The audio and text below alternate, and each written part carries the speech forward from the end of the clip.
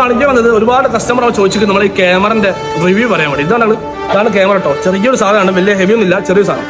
ഇതിൻ്റെ കപ്പ് വയ്ക്കാം.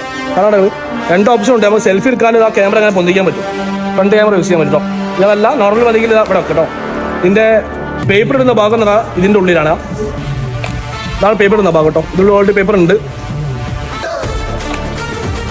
ഇങ്ങനെ ക്ലോസ് ചെയ്യാം.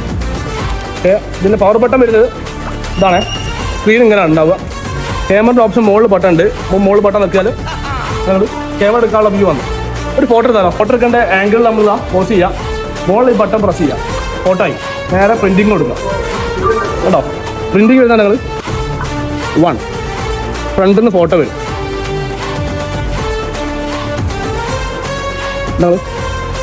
നല്ല black and white photo on the സ്പോട്ടിൽ റിലീസാവും.